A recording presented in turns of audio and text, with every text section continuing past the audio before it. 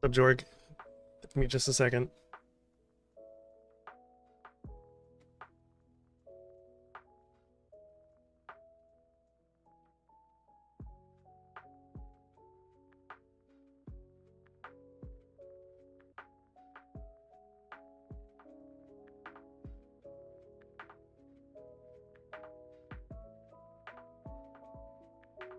What's up, Jorg? Give me just a second.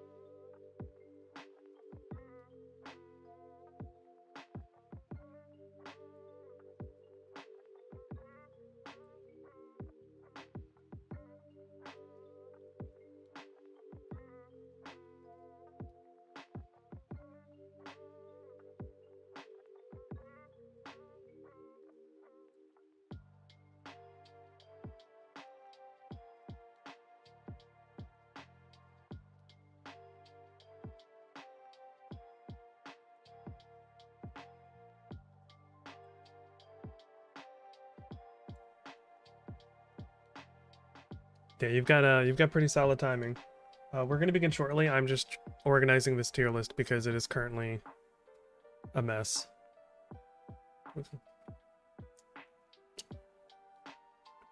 How are you guys doing today, though?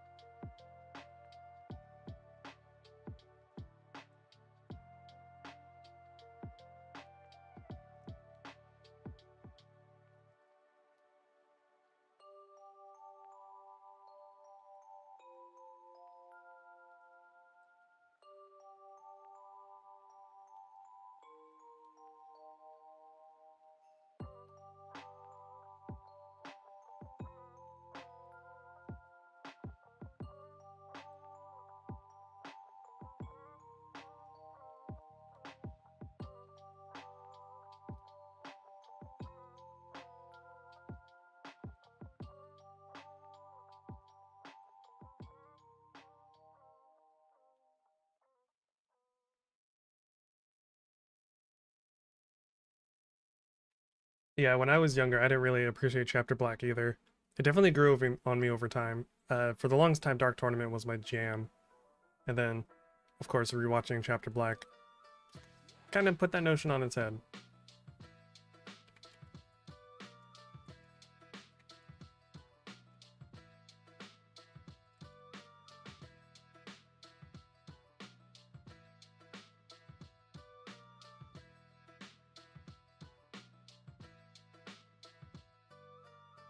No, it's definitely not my strongest character. I don't...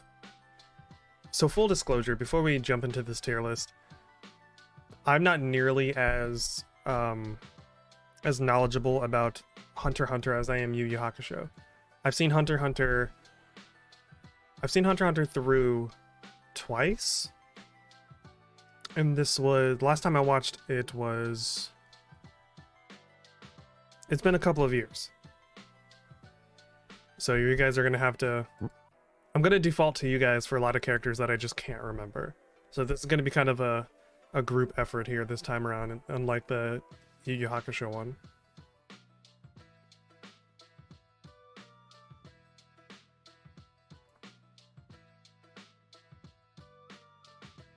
How's it going, Notch? Welcome to the stream. We are currently doing nothing. So I spent the past like 2.5 hours working on getting like my whole stream setup going. And of course there are things that I'm just like, why is this not working? Like the live chat should be working. So I can see you guys in the OBS chat, but the actual widget for the live chat's not working. And I cannot be bothered to work on that right now.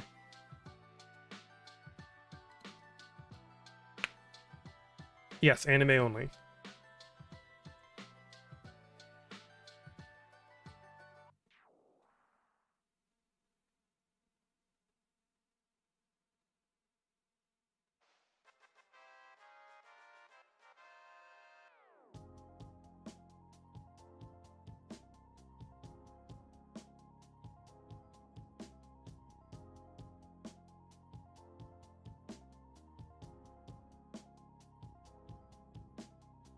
We will be getting started shortly.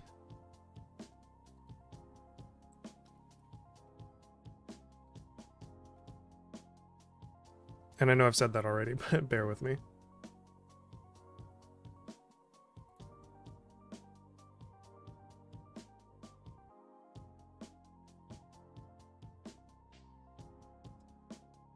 I'm glad you liked the video, Mr. Schooler. I put a lot of work into those Yu Yu Hakusho videos. Those videos are the sole reason that I have any real like any subscribers at all. People love Yu Yu Hakusho, and it's like, I get it.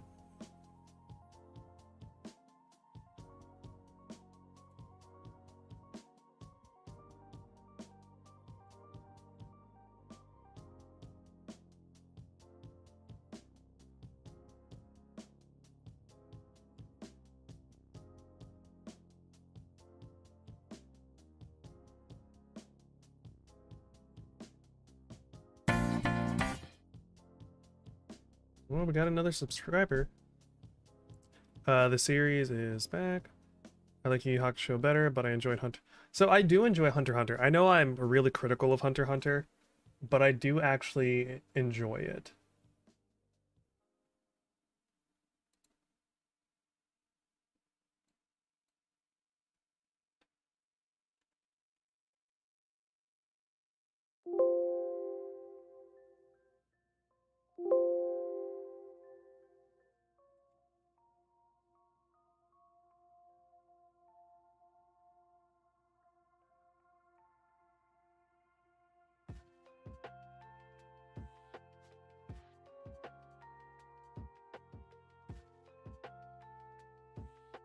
Yeah, 100%.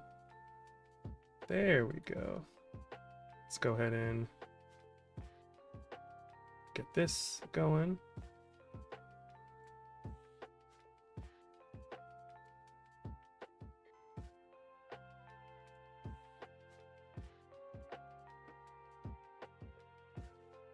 Yu Yu Hakusho is definitely the older brother.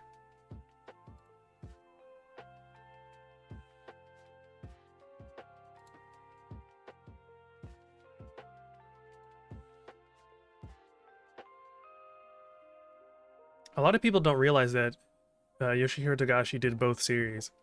It's actually kind of wild, and a lot of people don't know that.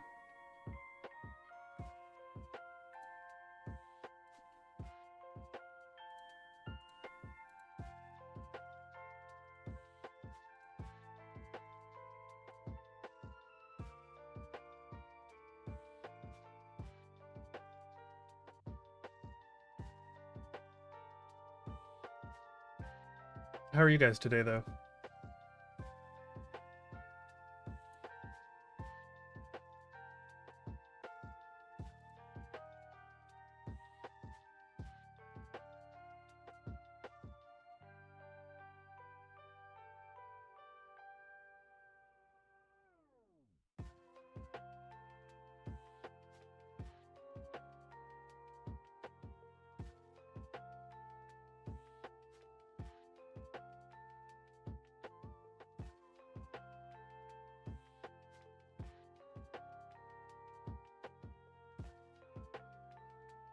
Reposition this.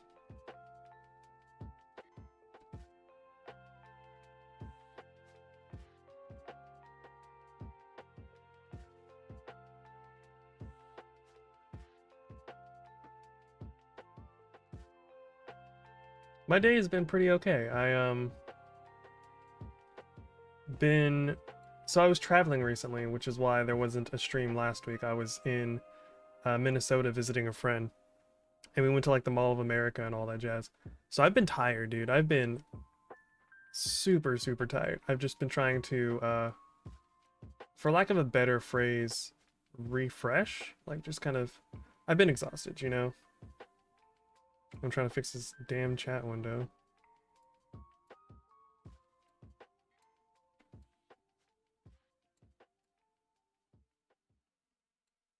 So I am a big fan of all kinds of games. I like survival horror. I like RPGs. I'm a huge Final Fantasy fan. Even though, of course, I wasn't the biggest fan of like 15 and stuff, I still enjoy 15. Hyped about 16. Used to be a Kingdom Hearts person. My taste is all over the place. I haven't played Sonic in God knows how long. I think Sonic the Hedgehog 2 on the Genesis was the last legit time I played. Actually, no, that's a lie. I played Sonic Adventure and Sonic Adventure Battle 2 because that's how we roll. What other games? Big into the Souls games, so I've been playing a lot of Elden Ring. I was considering playing some Elden Ring tonight, actually. I'm not big on sports games. I'll occasionally dip my toes into like fighting games and stuff. But aside from that, I have a pretty open taste. Like if you looked at my gaming history and like my Steam library, it's all over the place. Sports games and racing games just don't interest me though. So that'll never be a thing. Oh my god, I had it and I messed it up. What about you guys? What kind of games are you into?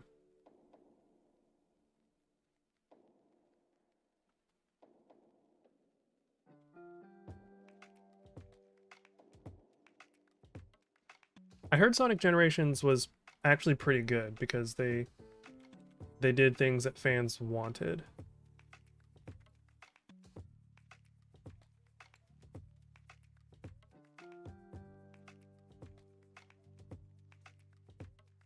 You know, I actually have the 3 Witcher games downloaded on Steam, and I haven't played like any of them. I like fighting games, I'm just bad at them.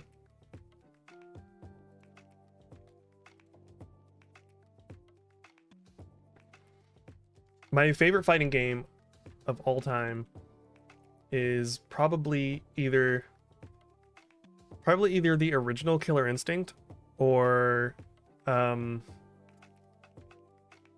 Bloody Roar Primal Fury on the GameCube. Algorithm recommended Yu Yu Hakusho Chapter Black video as randomly. I was going to check out Dark Tournament, saw you were live. Yo, how's it going? Feel free to check out either video. I'm glad you're here. We're about to dive into some Hunter x Hunter stuff, if that's your jam. Once I can get this damn chat box the way I want it, because I'm really like picky about this stuff. Like, it's driving me crazy. That's just gonna have to do for now. Oh, dude, I love Legend of Zelda. I actually have Legend of Zelda tattoos. Well, one tattoo. I have a whole anime sleeve that has a bunch of characters that I either learned something from or currently love a lot. One of these days I'll do like a tattoo tour. My sleeve is almost finished. It gets finished on Wednesday. So after that I'll probably go live next Saturday and show you guys the tattoos I have. Where is my other window? Let's go ahead and close that.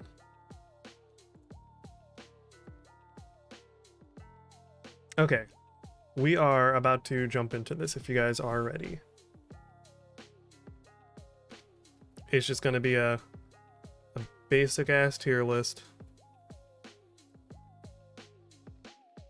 So let's go ahead and hop on over. And of course, the window's not capturing what I wanted to.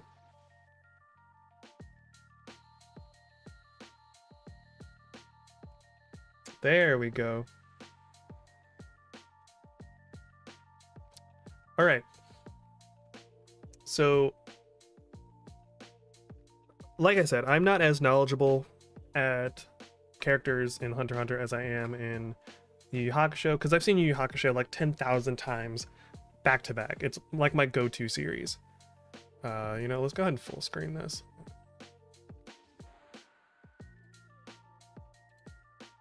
And we'll change the background color because wrong thing. Presentation mode. There we go. Because that is bright. So for several of these characters, I'm going to default to you guys and see what you guys think, because as much as I enjoy Hunter x Hunter, I don't enjoy it as much as a lot of people do. So a lot of characters' names I just don't have committed to memory.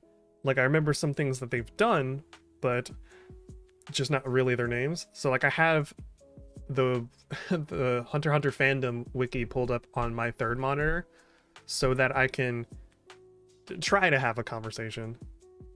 Let's just do YuYu again.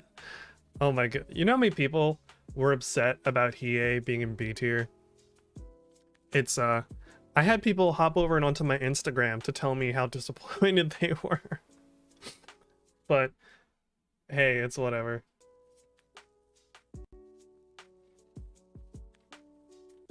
All right, well, let's go ahead and start then. these characters aren't really in any discernible order. They were, but it seems like anytime I do anything on this page, like just changing it from the normal page to presentation mode, shuffled everything around again. So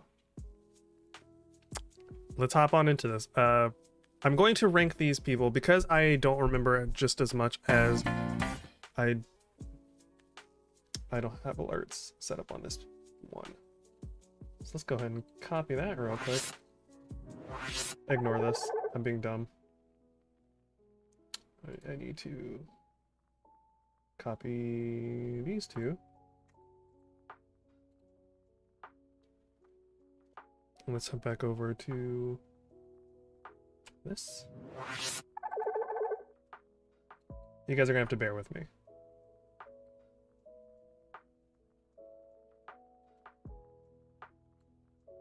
Okay, there we go. What the hell was I saying? Justice for Hiei. Nah, get out of here. He's where he needs to be. Sasuke stands love Hiei. So the funny thing is I like Hiei and I hate Sasuke. I think Sasuke is a terrible character. Hiei B tier is an absolute crime to humanity. Yeah, I can see why people think that. Like, I've had several comments on the Chapter Black videos, and I think there was a couple in the tier list video where people were like explaining to me why Hiei's like S tier, and I'm like, listen, I get it, and it's one thing for you to be like, this is objectively like, well, oh my god, it's one thing to be like, this is how I feel, versus like, you're objectively wrong, you know? Because I said so many times while we were streaming that day that this is all completely subjective. Like, how I feel isn't going to be how you feel, but people just, they cannot stand to see Hiei in B tier. So there's that. But we're gonna hop on in. How I'm going to go into this, and I'm going to approach this in the sense that I don't necessarily have the same knowledge of these characters. I know I've said that like 5 million times already, but so I'm going to judge them on what I remember, their character designs, maybe their skill set, and not necessarily on like their approach to the narrative, unless I remember distinctly that character's impact on the world around them. So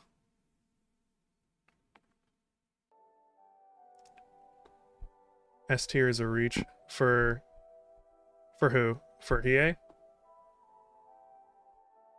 Alright, Notch, take it easy, man. Hiei is best Vegeta. I think Vegeta has more growth than Hiei, but that's just by product of him being around for like 1 billion years. Like, Dragon Ball's not going to end anytime soon, so there's just endless development there.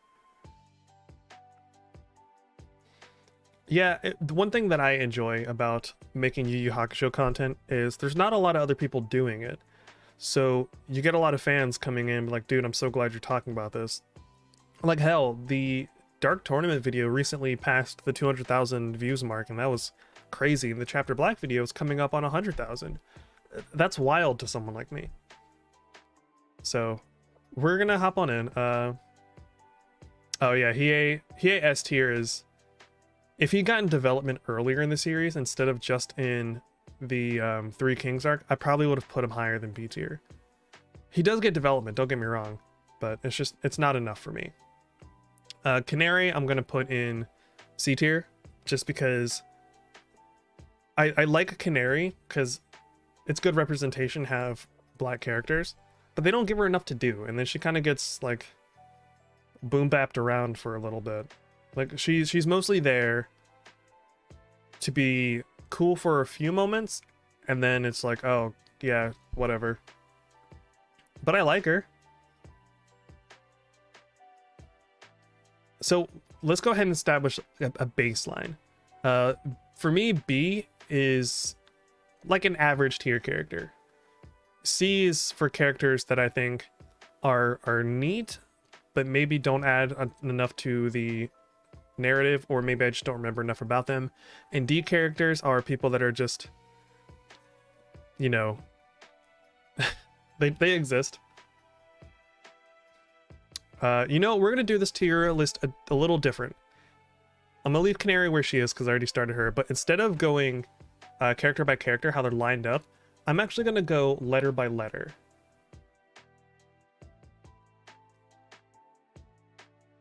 So let's go like letter by letter, starting with the S tier.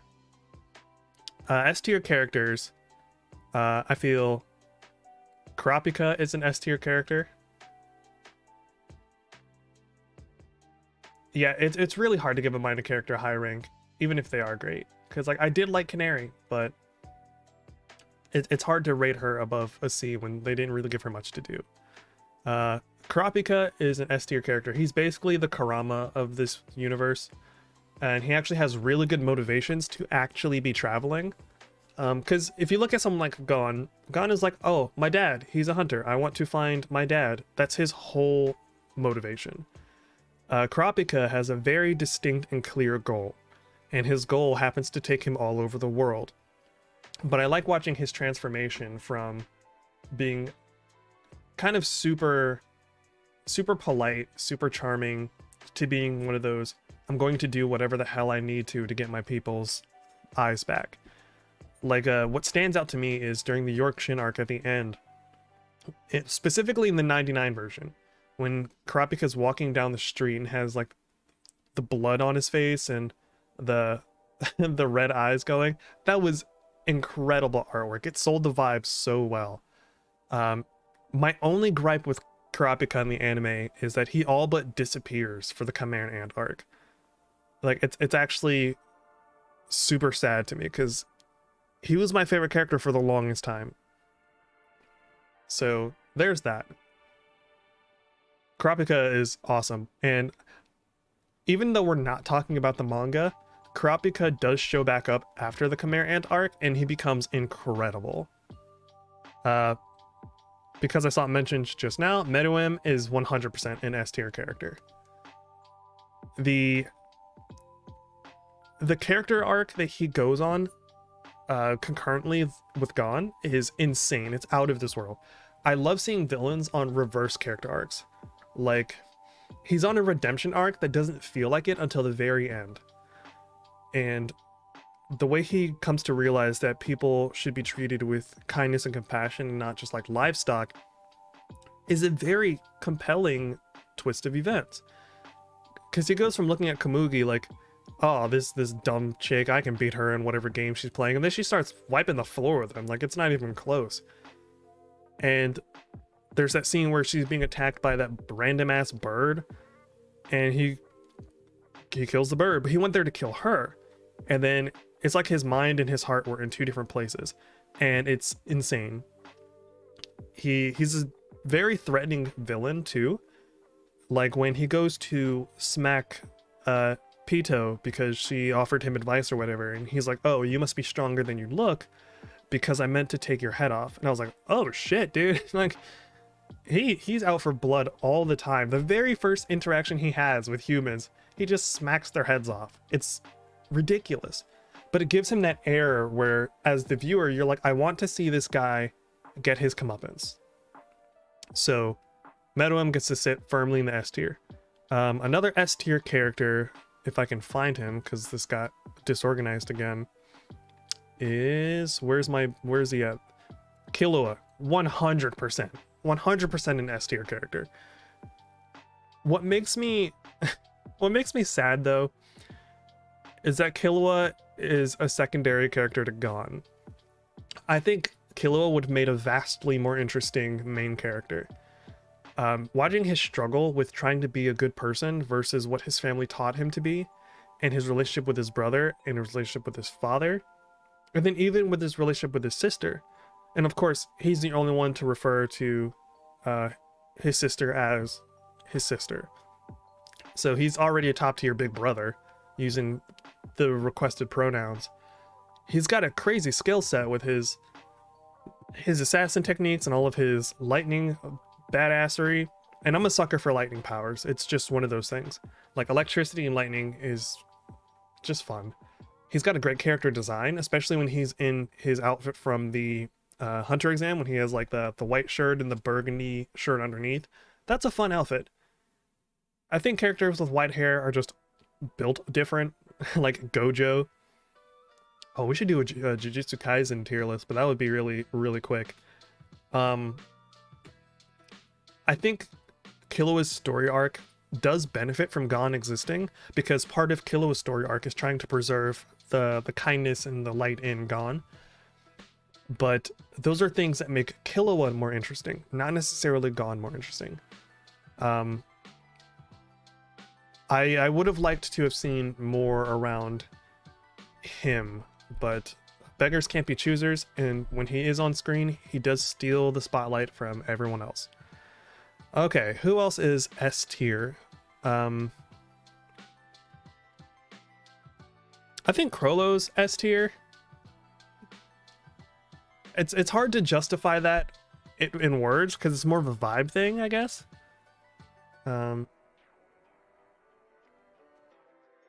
It's, how do I explain? I like the relationship that he has with all of the other spiders.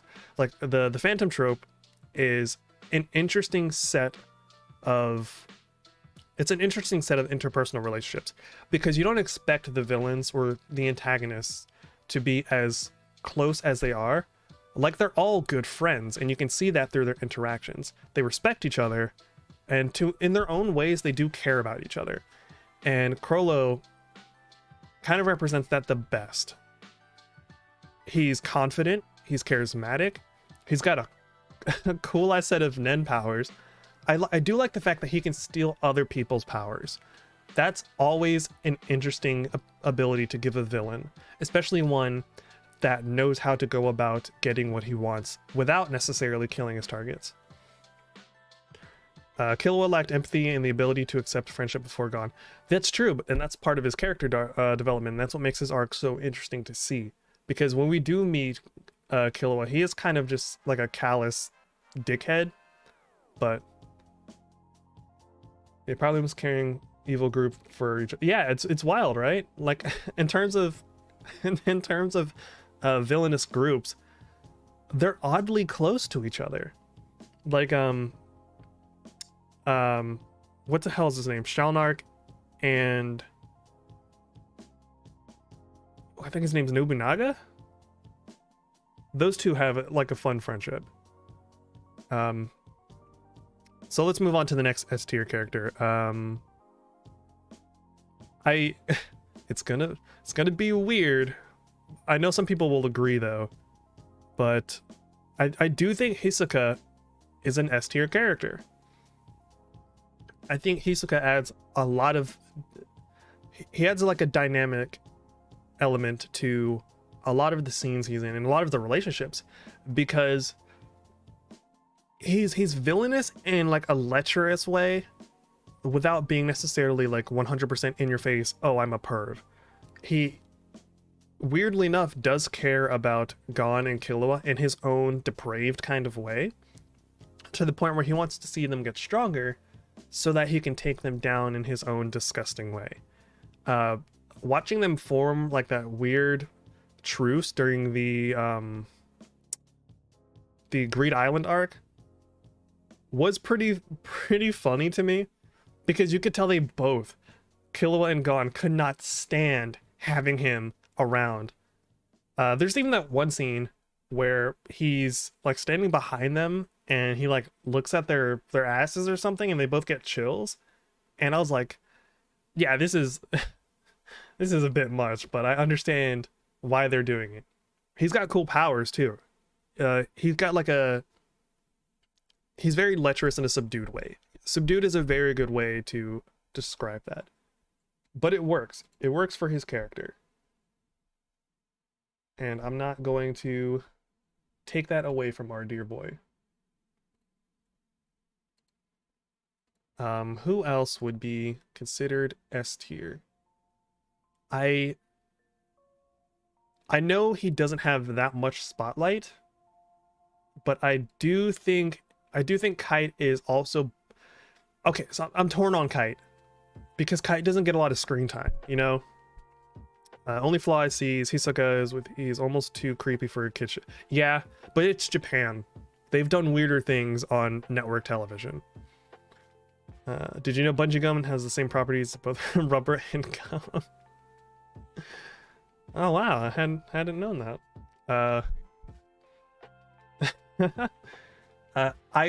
I'm torn on Kite, Josh, because Kite doesn't get as much screen time, especially because he's only in the story when the story calls for him, and then he promptly dies. But I do like the lessons he tries to teach Gon and Killua, and depending on which version of the show you watch, he does get some extra development. I love Kite. I love Kite to death. He's, aside from like Killua, he's probably my favorite character. But Kite is going to sit in A tier just because he doesn't get the same love as everyone else does. He doesn't get nearly as much screen time, which is a shame. I hate that he shows up and then immediately dies. But yeah, there's that. I do like his design more in the Revival series than like the blonde hair he had in the 99 version. I didn't read the manga, so you won't hear me making any manga talk here. Who else? So I think that's everyone for S tier. We'll see. If I'd read the manga, I would probably put him in S tier, but like this is going to be strictly anime talk. Who else would you guys say is S tier?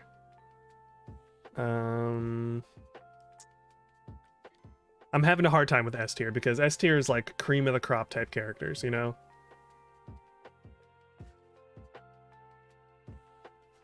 You know, I would probably put Netero in S tier. I would probably put him up there, yeah. Netero is an interesting character because he's what I feel like Master Roshi should have been in the Dragon Ball series, minus being like a lecherous fiend. He's really funny. He's really, really charismatic. I love the way he bounces off every other hunter in the organization. Like everyone respects him, but everyone understands that he's still just a guy. Like he's got a lot of good rapport with everybody, especially with Killua and Gon. And then his interaction with Meruem at the end was just baller. Phantom Troupe's leader is an S tier. I think he is. I think he is. He's already up there. I don't know if you're asking where he is or if you think he should be, but he's already up there. Whoever made this tier list, because it wasn't me, used his disguised design and not his Lucifer design. Yeah, I really liked Netero. I liked his I don't remember what the technique was called, but the technique he used to fight Meruem was cool as shit. Despite being such a jokey guy, he knew when to turn the switch and be serious, and he knew when to kind of hold back for a moment. Like when Meruem is carrying Komugi's body, and both him and Killua's grandpa just stand there and let him do that. It was a good moment. It was a good judgment call. There's a lot of little judgment calls that characters make, like Netero, that add to their development. See, the disguise is working. That's how you know it's working. So let's see. This isn't there's no one on this list for me to use here, but the only thing that I could not stand about Hunter x Hunter 2011 was the narrator. Like, holy shit, dude. Like, something could happen, and then 2 minutes later, the narrator's jumping in to let you know, hey, remember that thing that happened 2 minutes ago? I'm going to reiterate. And it's like, I get it. I get it. Please stop interrupting. Like, it happened so much during the Khmer Ant arc. Let's see. Let's move on down to... Yes, that's what it's called. I would have never remembered that. So thank you. Thank you, Veggie. So... A tier. Who do we think is A tier? Actually, where is he at? Absolutely nerdy. Just join the Saturn system, guys. I'm gonna move that. That doesn't need to be there. We'll put it over here, so that I can still see chat whenever that stuff comes up. Canary should only talk of bungee gum. You guys are loving your bungee gum tonight. So A tier characters. First and foremost, where is he at? If I can find him. I think Feitan. He's probably my favorite. He's probably my favorite. I like his attitude. And his attitude's fun. He's like the Hiei of the Hunter universe. Except he works for the bad guys. It's basically the exact same goddamn design too, except he's got the bottom of his face hidden. I don't really know what else to say about Feitan, except that I like him and his design and his technique, where it's like what was it like? It was like something along the lines of, I cannot remember I can't remember anything about Feitan's ability. I just remember something about pain and yada yada yada. He's cool. That's the bottom line. He gets to sit in A tier. Other A tier characters. Mixed with Shadow the Hedgehog. Holy hell, you're right. I think Pariston is an A tier character solely because of his shenanigans. And everyone understands that he's a piece of shit. And he just gets away with it. Pain Packer. Goodness. What would I do without you, Veggie? Pariston, I like the way everyone in the Zodiacs just hates this guy. Because he's so underhanded. It's wild. Because his character design on its own doesn't give you the impression that he's like a bad guy or someone to be feared or anything like that. And then he just starts doing stuff and he just starts talking. You're like, oh, you're one of those kinds of people. Okay. But it keeps everything interesting. It keeps everyone on their shoes, well, on their toes, because at that point, everyone in the Zodiacs, aside from that cheetah looking kid, is kind of cool and level-headed. So watching him push everyone's buttons, hey, I love characters like that. I love characters like that. Another A tier character, I would say. Where is he at? I'm gonna say where is he at so many times. You think Knuckles A? I do. You know, I'm willing to give you. That's not who I was trying to click on. I'm willing to give you Knuckle. He kind of reminds me of Kuwabara, but he's also just as wholesome as Kuwabara. I thought I would like Glasses Guy more than Knuckle, but is that this guy's name? Let me scroll through this stuff, because Lord knows I don't remember any of this junk.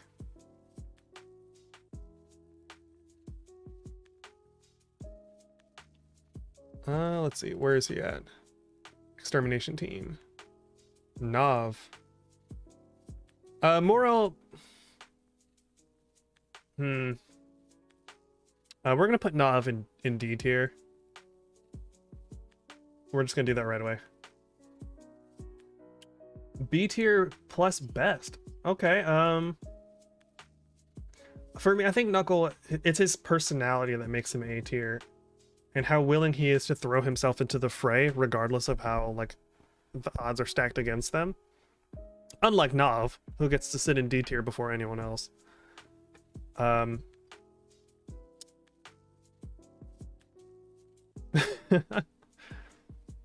Where is he at? I just saw him. I'm willing to put Morel in B tier, just because I don't think he's as interesting as Knuckle. He has a cool ability, like a cool Nen ability, but I feel like despite that,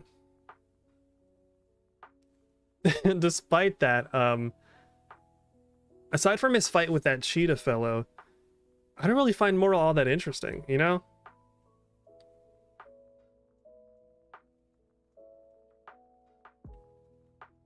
Youpi is above Knuckles. So okay, so are you? I don't know if you just joined, but we're not power scaling. That's not what's happening here. These is just about like how much I enjoy characters. This is purely subjective. This is because something like power scaling is very much something you can measure.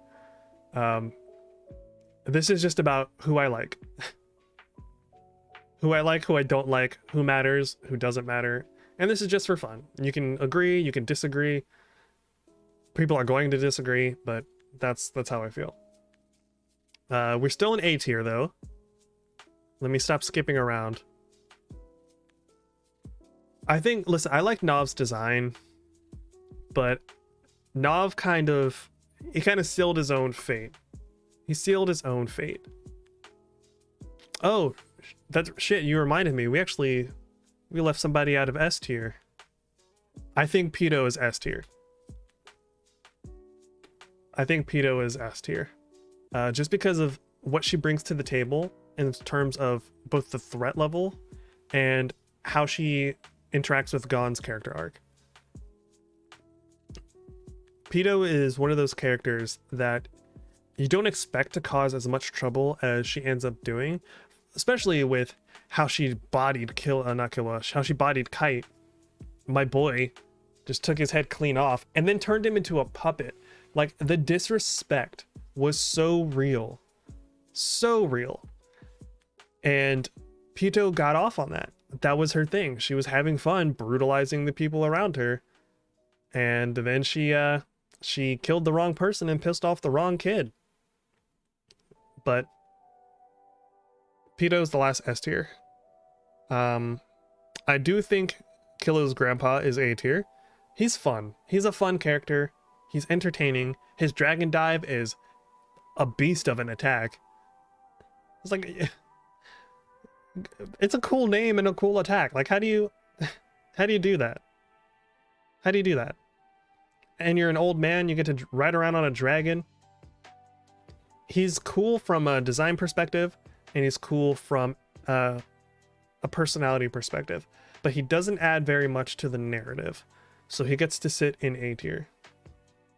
Yeah, Pitou's introduction to the main cast is exquisite. I absolutely love it. I'm willing to put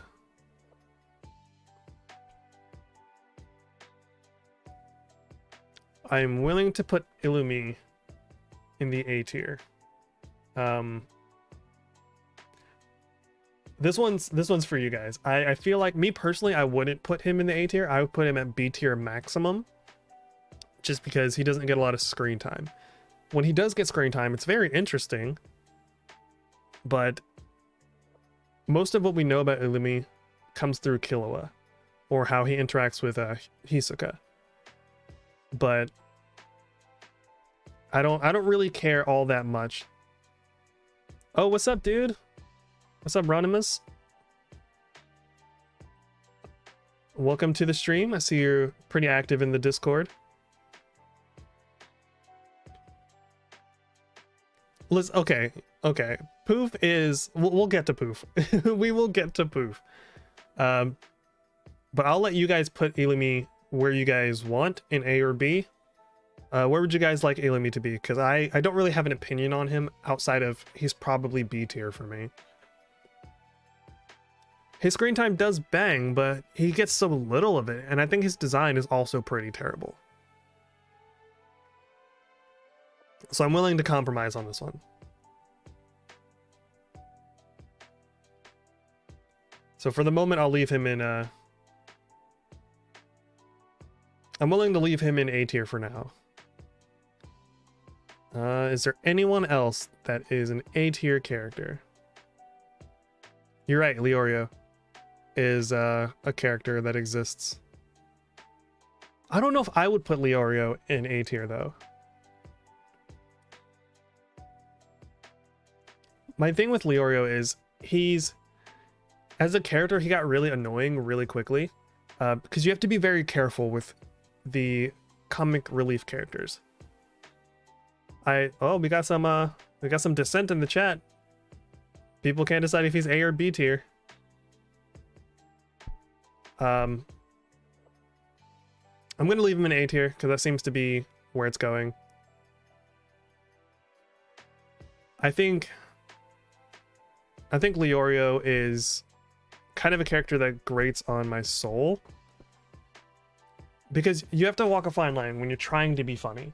When you're trying to be funny, you can't hammer the same jokes over and over. You can't make a character get louder to be funnier.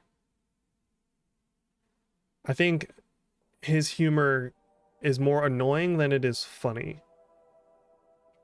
Good to be. Nice to have you, man. I'm doing well tonight. I'm still tired from traveling, but said I'd be streaming, so I'm streaming. See, that's my thing too. I don't think Illumi stands out enough as a character on his own, which is why I would put him in B tier. I don't think Illumi's done enough to earn the A tier. I'm slowly flipping to B tier. You guys are slowly you're losing his A tier status. I'm not being convinced yet. Yeah, so Leorio's thing is he's an interesting character when he's given something to do. I do appreciate that he does stand behind his emotions and like holds his ground, but they give him so little to do and they make him very, very hard to palate in the meantime. Like, it's hard to stomach his character with just how annoying he is. Everyone else adds something to the roster, but Leorio doesn't really do much until, yeah, he's a doctor, but who cares? I don't think Leorio really adds anything to the story until the election arc.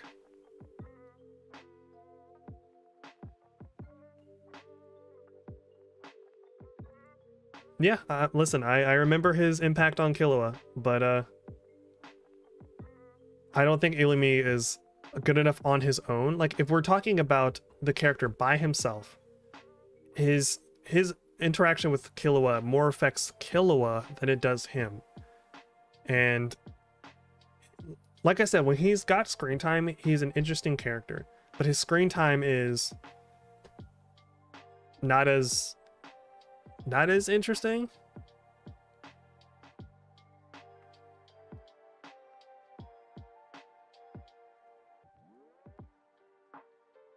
You know what, Mystic, you make a good point. I'm actually going to drag Grandpa down to B tier, because they're kind of in the same boat where they're interesting when they're on screen, but they're not given enough to do, and they don't necessarily, they're more cool characters than they are impactful characters. And I'm going to stand by that. You guys are free to make your own tier list if you want.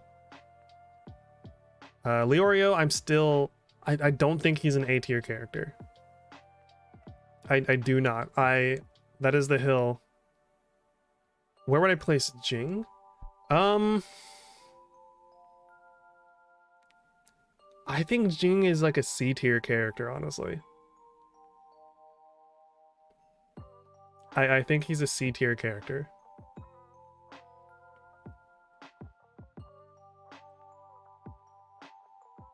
I don't think I'm willing to put him as high as B tier. I really don't think I am.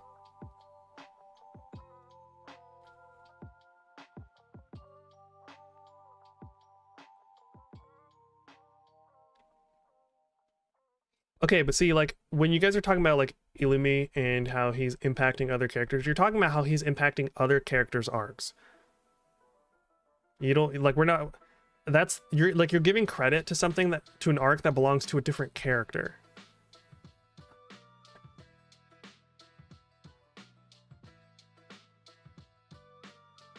What do you think about the Hunter x Hunter list? I think he is a minimum.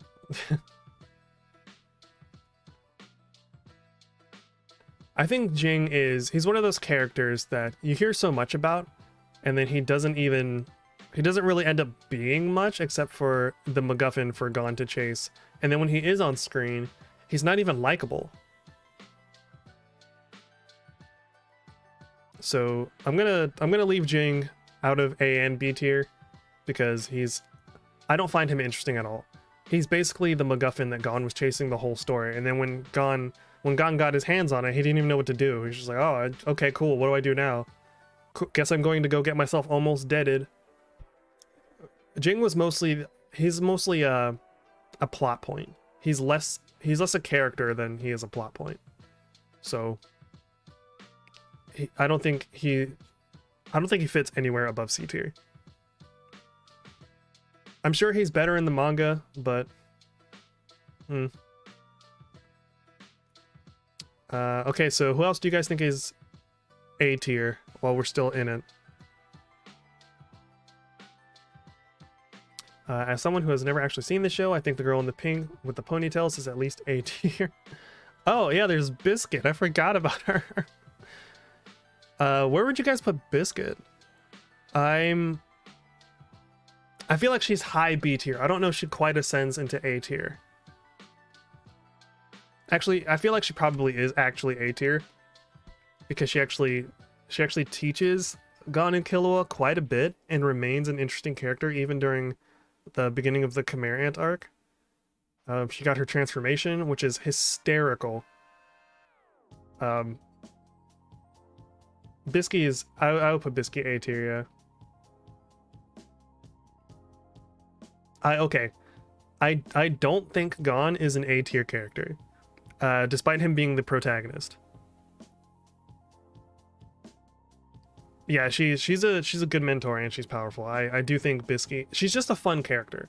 She's got a great sense of humor. I like the way she bounces off Killua when Killua calls her like a hag and stuff. All of that is fun. All of that makes for interesting dynamics, and it leads to interesting interpersonal conflicts and relationships that go on. She's funny in the way that I wish Leorio was. Other ponytail girl? What other ponytail girl?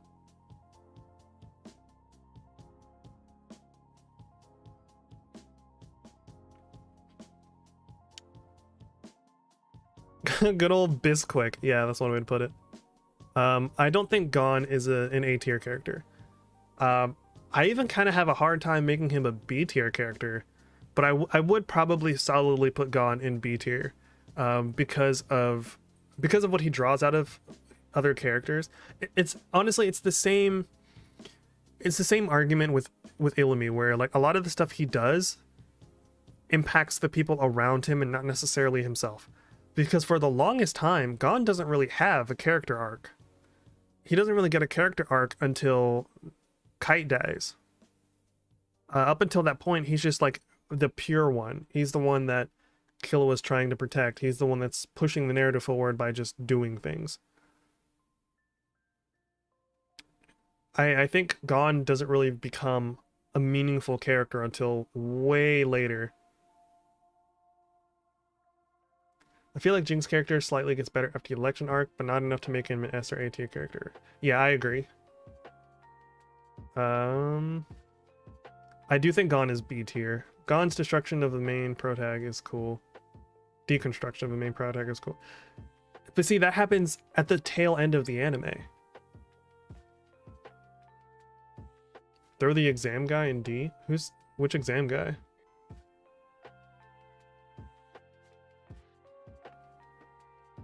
I think Gon is a comfortable B tier. I don't think there's anyone else left for A tier.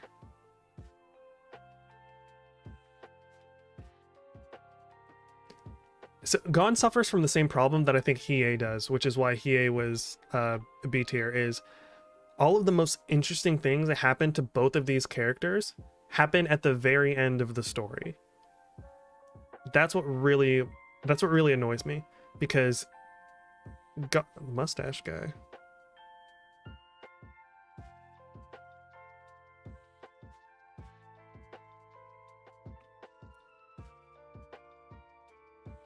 Oh, this guy? Where my mouse is? Light purple hair guy. Where the heck do you see a light purple hair guy? Can you tell I don't remember these characters' names at all?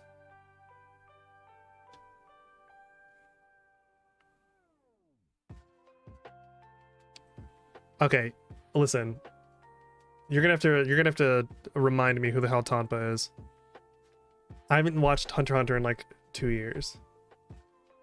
Oh, this mustache, the mustache right next to the mustache. Okay.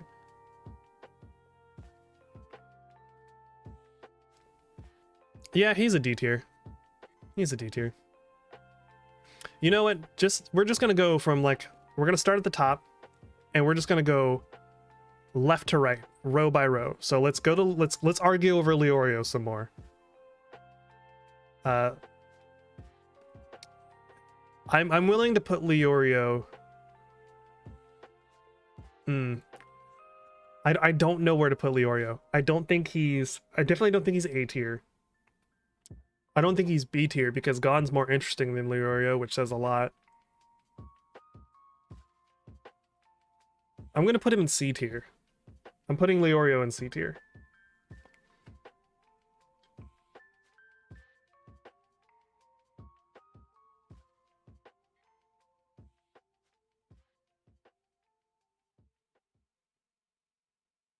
Funny fat guy who feeds them laxatives. Wait, that was a... Is he... Oh, this guy? This guy right here? This is Tompa? Put the bunny guy in D because I fucking hated him.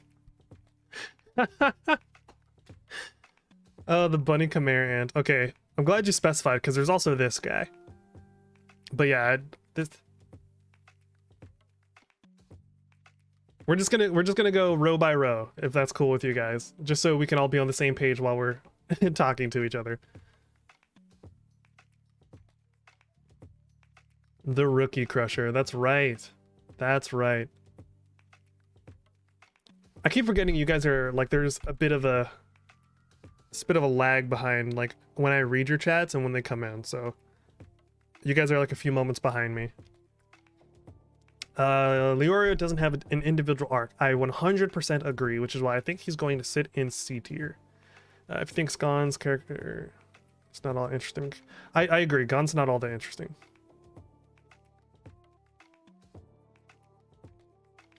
I think Leorio took the Hunter exam, if I remember correctly, so that he could get the salary that comes with being a hunter, so that he could open a practice or something.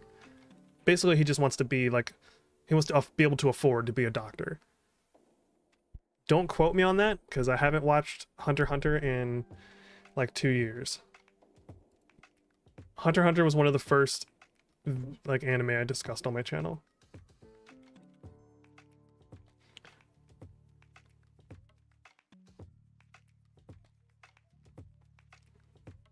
Yeah, I'm not sure what to do about the delay, if anything. Like, I have my latency set to low so that I could try to interact with you guys relatively quickly, but that just doesn't seem to be going on right now.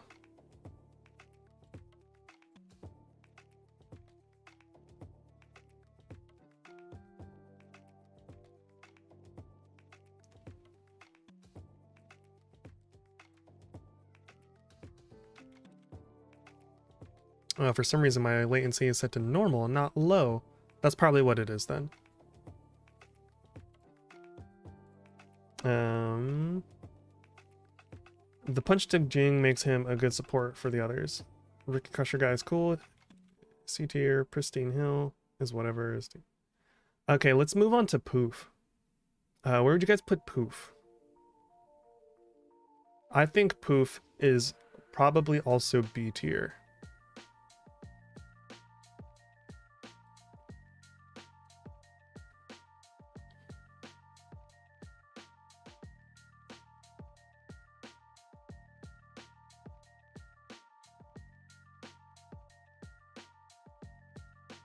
Turn that off for now until I fix that.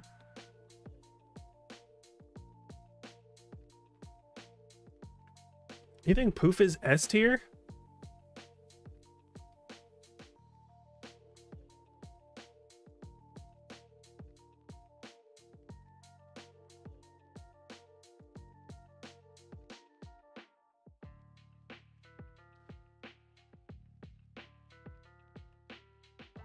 I'm struggling with Pouf, which is why I put him in B by default. I'm willing to move him up to A because he is an interesting type of antagonist.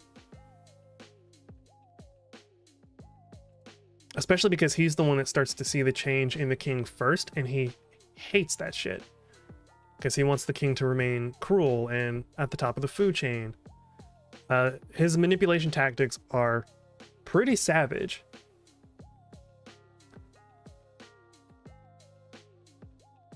Yeah, I disliked him, but I disliked him because of like how well he's written. So yeah, I'm willing to put Pouf up in A tier. Especially when there's that scene where Gon was sitting in front of Komugi and Pitou is sweating bullets, and Pouf just keeps taunting Gon. And then Gon, of course, by proxy, removes 10 minutes from Pitou's countdown. That was a gangsta move on Pouf's part. He was like, nah, get out of here. So yeah, I'm willing to put him in A tier. The more I talk about Pouf, the more I realize he's probably an A tier antagonist. Because he's a different kind of antagonist. He's not one that's like, I'm going to beat you up and kick your house down and steal your girl and put her in my castle. He's very much a behind the scenes manipulator. And those kinds of characters are kind of fun. If not always the most pleasant to behold. Where would we put Buff Boy?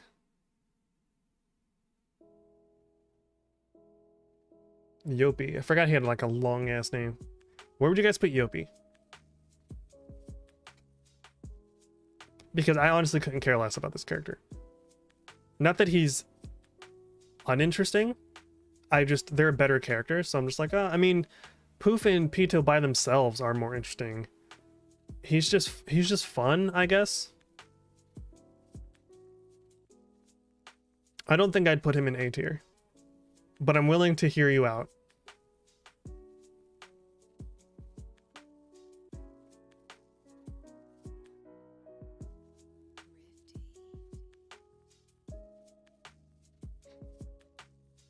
Youpi C, interesting.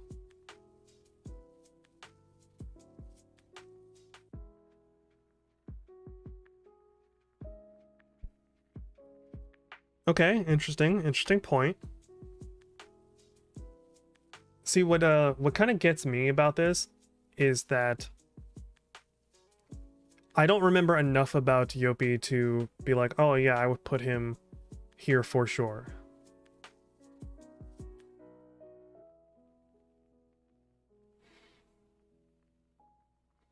And the fact that he's one of the king's like guards, but I don't really care or remember that much about any of his exploits or any of his arc, it kind of says a lot.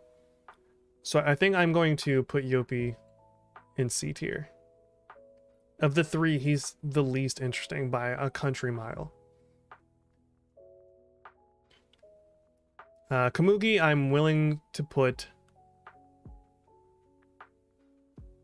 This one's tough, because Komugi plays a very central role to the Chimera Ant arc and how it plays out. But at the same time, on her own, she's not a thrilling character. She's only interesting when paired with Meruem. So I'm kind of torn between like very low B tier or like mid to high C tier. Because she did have that moment where she refused to keep playing because the king had injured himself when he tried to shake her focus.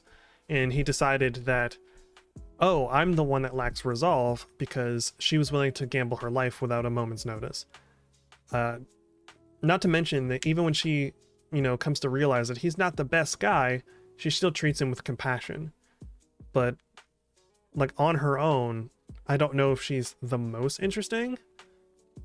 I'm willing to put her in, like, low B tier, though, because she does add a lot to the story. Alright, so let's go through the Phantom Troupe all at once. Just so that we don't have to bounce back here. And this guy. And that's everybody.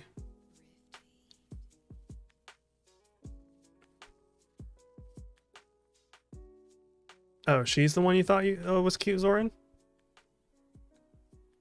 She's cute. She's super mean, so I guess she's my type.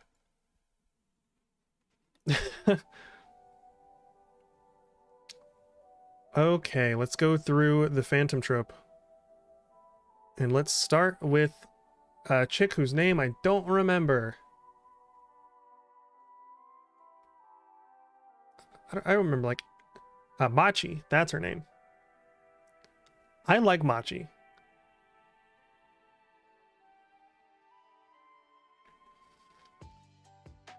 Yeah, she does humanize Meruem. The troop is honestly going to be personal preferences. Yeah, the troop does come down to personal preference. Because while I like some, I like this dude, he's D tier to me. Couldn't care less if I physically tried. Kurapika, D tier. Couldn't care any less.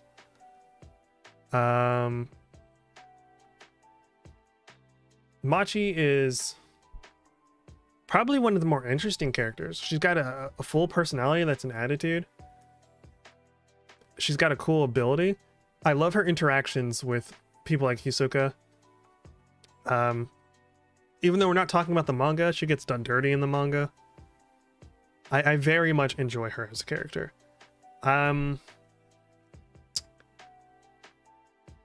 don't know where to put her though, because she's interesting, but she's not necessarily 100% or even like 85% relevant. But she's one of my favorites in the whole troop, so I'm gonna put her in B tier. What's my opinion on the 99 anime? I think the 99 version of Hunter x Hunter is superior to the 2011 version. I think it felt dirtier, it felt more tense, the violence was much more gruesome. Everything about it was just very well executed. But that also comes down to how animation is done nowadays. And the animation style of 2011 Hunter x Hunter is very sterile. It's very clean, it's very crisp, as is most anime because production values are much higher. But it loses something by trying to be more sterile and more friendly for television, friendly for kids and stuff. Prime example that I keep going to is the scene where Kurapika is walking down the street at the end of the York Shin arc with the eyes of his people and he's covered in blood. Look at how he looks in 99 versus how he looks in the 2011 version. The 2011 version, he just looks like he's mildly inconvenienced, like he's lost on the wrong street or like he forgot to charge his phone on the way home. In the 99 version, he looks like he is ready to rip anyone in half. So there's that. I like both versions, but the 99 is the superior version. It's kind of the same reason why I don't necessarily think a revival series for Yu Yu Hakusho is the best idea, because while it would bring in new fans and boost a lot of Yu Yu Hakusho's just fan base in general and gain views for people on YouTube for whatever, if you watch the OVA that came out like 2 years ago, or I think 2019 or 2020, the OVA where Hiei and Kurama met for the first time, it was very clean, like it was very sterile. It didn't feel like Yu Yu Hakusho.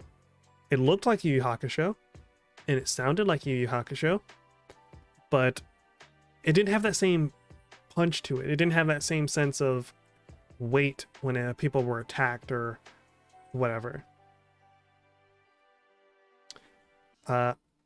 Machi's interesting, but she's not that interesting, so she's C tier character. I think that can be said about most of the Phantom Troupe, which is I think what makes it so hard to rank them. I do think Nobunaga is also B tier because him and Machi and Hisoka probably have the most personality aside from like Shalnark and this guy whose name I can't remember. Who cares? Who cares at this point?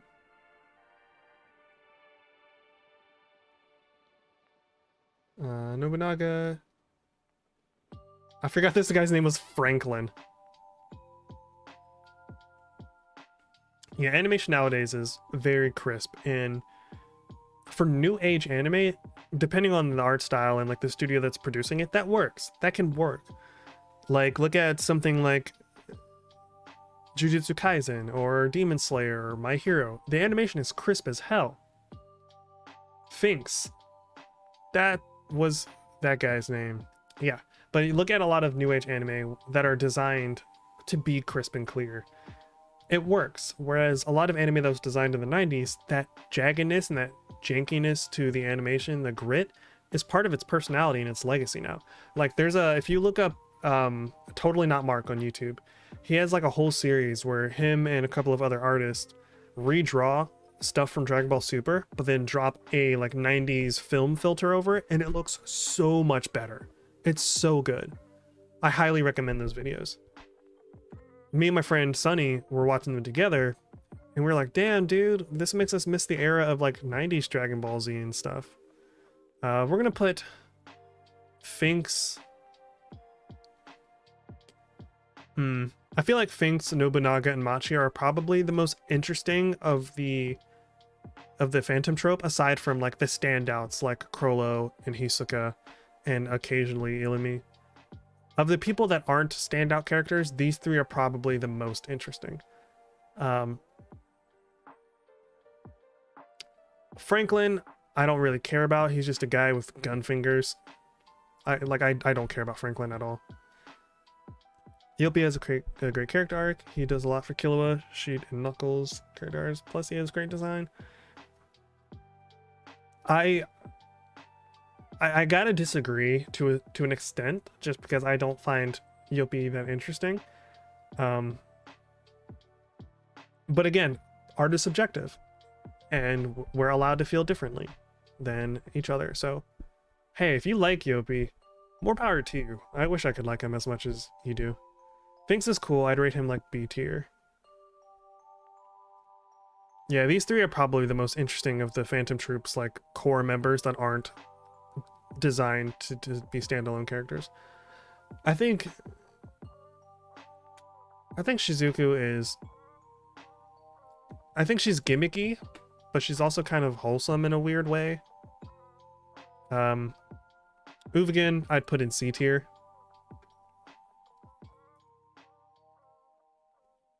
Shanark and Shizuku for being so creepily nonchalant, but they really shouldn't be any higher than C tier. I agree. So I'm gonna put Shalnark in C tier, because I just didn't care. I don't really think his character is all that interesting. I think his Nen power is also kind of dumb. And he gets got really, really easily in the manga, but we're not talking about the manga. I think Uvagin is only interesting because of his fight with Kurapika and what that draws out of Kurapika. It's one of another instance of he more impacts someone else's story than his own. That's a lot of problems. There's a lot of problems with large ensemble casts like that, where it makes it difficult to rank them individually, like as just people. Yeah, Franklin is probably, aside from this guy and Kortopi, and I don't even know I remember this character's name. I think Franklin is so dumb. So dumb. Let's see. I would put Hanzo. Hanzo's like high C tier. Maybe. I'm kind of torn because Hanzo was a pretty fun part of the Hunter exam, but he also doesn't really do anything after the Hunter exam. He just kind of stops existing for the most part. Like, I know he shows up occasionally. Like, he works with Kurapika at a certain point, I believe. But he's at his most interesting in the Hunter exam. See, you forgot Kortopi. It's really easy to forget this character. So let's move on to...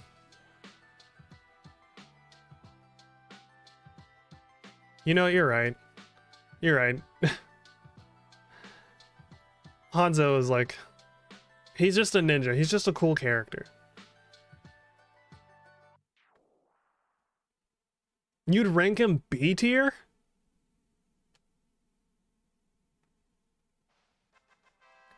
Oh my goodness. That's what I'm thinking of. I'm thinking of Hanzo in the manga. That's why I had him upper. Because the Secession arc in the manga is actually pretty good.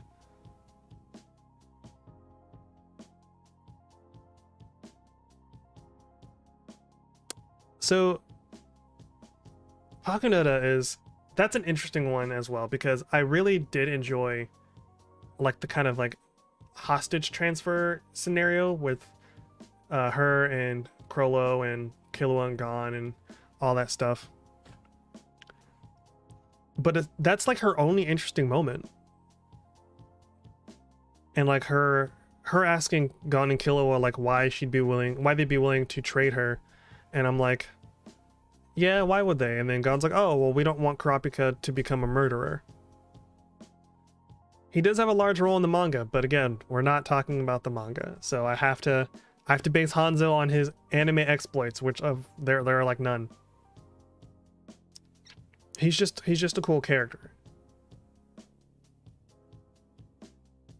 I'm willing to give Paku like upper C tier. Oh, David Williams joined the Saturn system. I'm willing to give her upper C tier because that's her most interesting moment. Aside from that, like everything leads up to that moment for her, but aside from that, like, do you really remember anything else about her?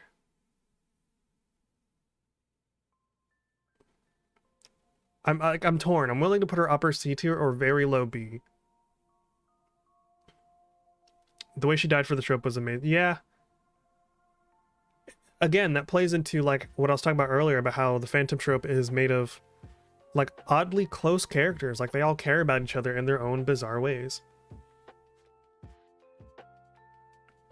I'm gonna leave her upper C tier because I can't really think of another reason to put her in B tier aside from the fact that she had a really good character moment. Probably the best character moment of anyone in the Phantom Troupe, but she's not as interesting as like Machi or Nobu or Finks, so.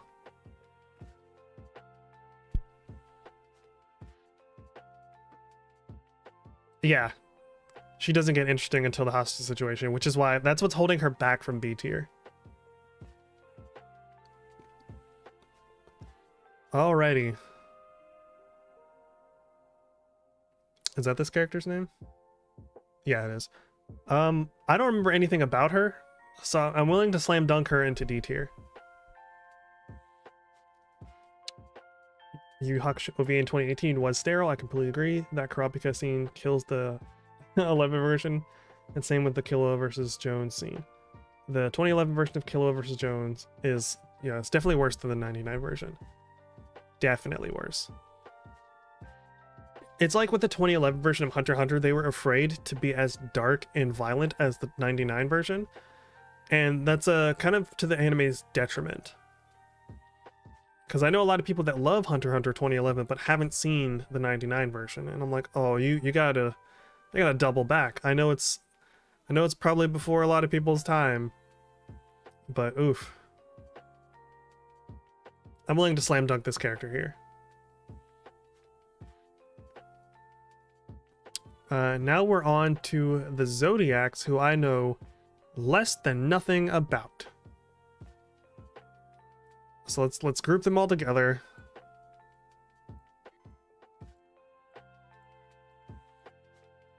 Am I missing anyone? Probably, but who cares? All right, Zodiacs. Where do you guys stand on the Zodiacs?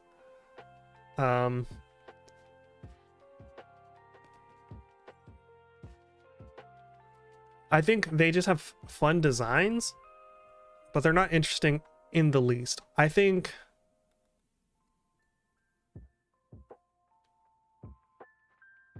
oh, Kalido's a guy? You know, I shouldn't be surprised, but honestly, it's been so long since I've seen Hunter x Hunter that I looked at the character image and just assumed. So, that one's on me. Hunter x Hunter also really likes to play with pronouns, so hey, it's more progressive than a lot of anime out there, I guess. I don't remember much about any of these characters, except like this one's a hothead.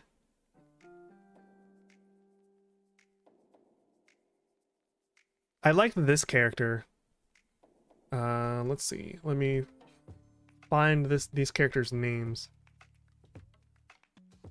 Where are the Zodiacs?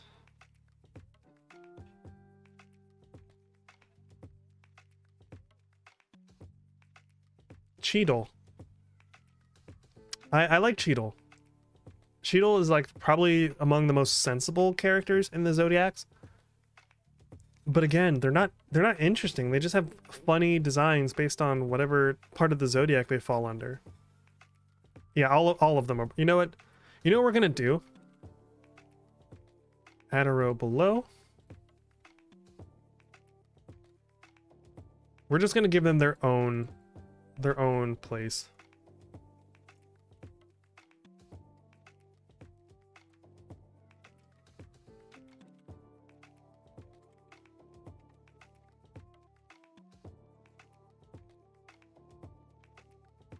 We're just gonna do this because who honestly cares?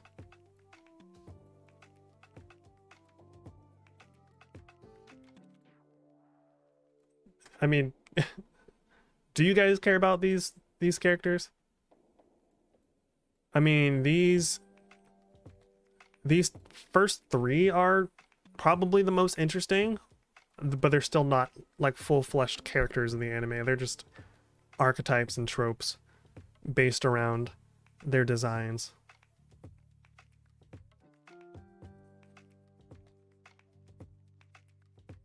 Yeah, it's impossible to get attached to the Zodiacs, especially since only Cheetle, Cow Guy, Kanzai, and Pariston, like only they get like any real interesting speaking roles, you know? So that was easy. We just put them all in their own category. Melody. I actually like Melody quite a bit. I think Melody's a B tier character. Melody, I like the way Melody plays off of Kurapika. I know we're talking exclusively about the anime, but Melody plays a pretty big role in the manga too, in the Secession arc. But even before that, when we first meet Melody, Melody adds a lot of personality to Kurapika's team. And at first you're just like, I don't know what to expect from this person. But Melody kind of grew. Melody's a girl, right? I believe Melody is a female.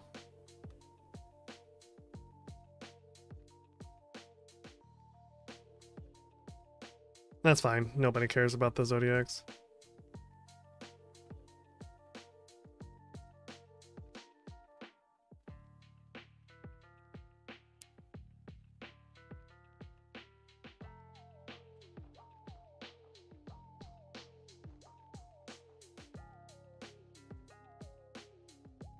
I don't know if Togashi's going to do anything with that character, because like, especially with Togashi's health issues, Togashi's always on a hiatus for like 6,000 years.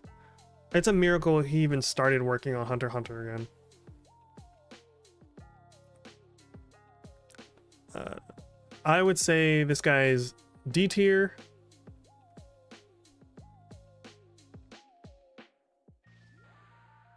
Yeah, I mean, nothing about the Zodiacs is interesting. They're just there to fill space, to try to flesh out the world. But world building only really works when they serve a purpose.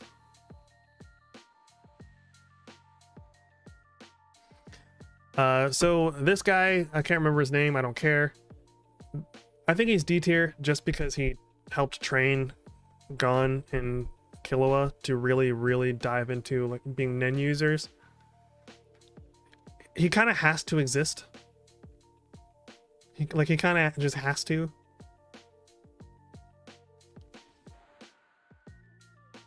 Okay, cool. Thanks, Ronimus. Because I could not remember for the life of me. Melody's a fun character, though. I really like Melody. She's very sensible. She's personable. She's compassionate. She's not an idiot. And she wants to see the best for Kurapika. She's like Kurapika's unofficial ride or die.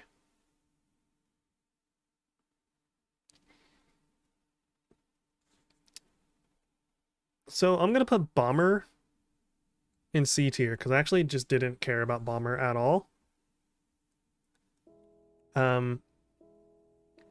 Bomber as an antagonist, it's kind of boring.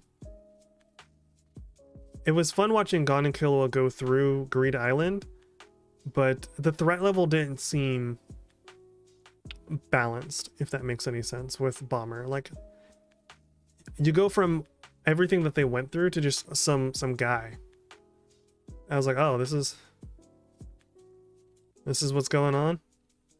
We're just up against a guy with glasses that just likes to explode things? Okay, cool. I'd like to see Melody when the curse is broken too. If that ever happens. If Togashi lives long enough to do whatever it is he wants to do with Hunter x Hunter. God, no. I do not think Hunter x Hunter has the best world building of any anime. I think Hunter x Hunter has... Hunter x Hunter has good world building, but I think it suffers from pacing issues at times. Like, the Zodiacs, for a prime example.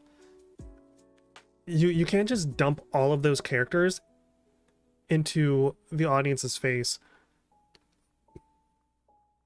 without... How do I explain this? Look at the Zodiac versus, like, Soul Society. Soul Society has a gigantic ass cast, but every one of those characters has a reason and a purpose to be in that world, and it fleshes out the world and the relationships in it, and it makes sense. Like, specifically, like the Gote 13. You look at all the captains and their relationships to both each other and the people that work underneath them, and it gives the world a very lived-in feel, because you get the feeling that all of these characters actually exist alongside each other. They all have a reason to interact, you know? Like, it feels like even when you're not looking at those characters, it feels like those characters are still existing somewhere beyond your periphery. Whereas with Zodiac and a lot of characters in Hunter x Hunter, like, the moment they're off screen, they are forgotten. Like the Greed Island tidbit, like, Greed Island exists.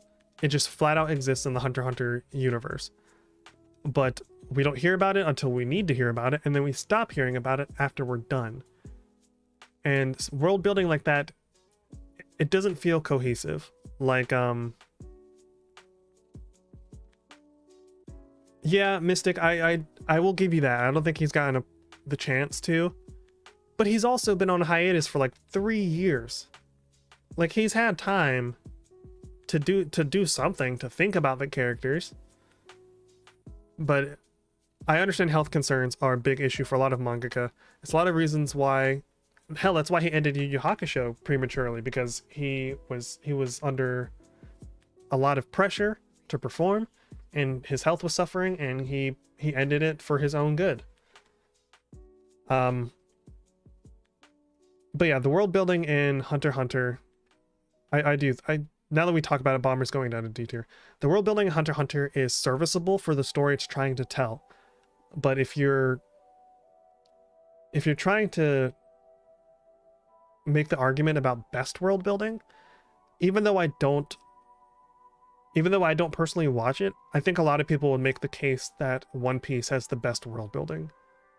But it also has like a billion episode head start on something like Hunter x Hunter.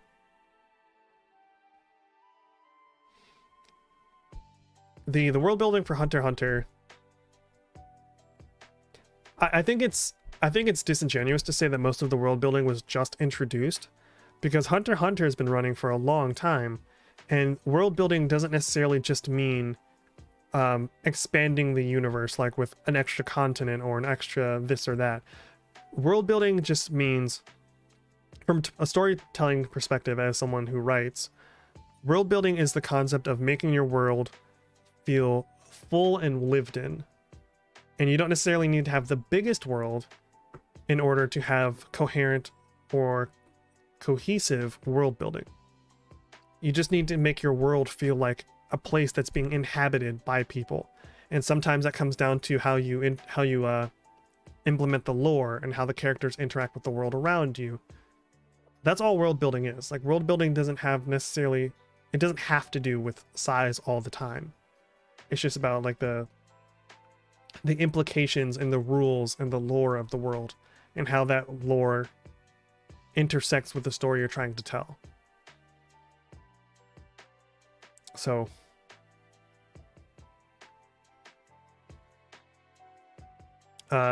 let's keep moving.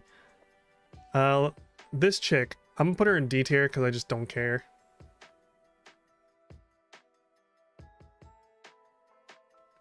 Yeah, I agree. Hunter x Hunter has some serious pacing issues with its world building in order of the series to actually make impact on the story of the series. Yeah. Yeah. I agree. It's hard to say more than just I agree without talking in circles about how world building is done and like what makes it good. Because I do a lot of my own writing. Like, I've written 3 books, and world building is arguably, aside from character development, is arguably one of the hardest things, because you want your world to feel full, and you want it to feel like things are still happening even when characters aren't looking in a particular direction. And Hunter x Hunter does not have that. The moment you stop looking at anything, it stops existing until the story needs it to later on. Palm, I'm willing to put Palm in like upper D tier. She has a couple of moments that serve the story well in the Canary Ant arc, but she doesn't really overall do anything. And I kind of hate her Chimera Ant arc design. Like, when she becomes an ant, spoilers for people who haven't seen the anime, but when she becomes an ant, it's like you're just gonna dunk that crystal ball smack in her forehead. Like, that's what's happening here. That's the whole design. She's cool. I don't think she's above D tier. And if she is, she's like mid to low C tier at best.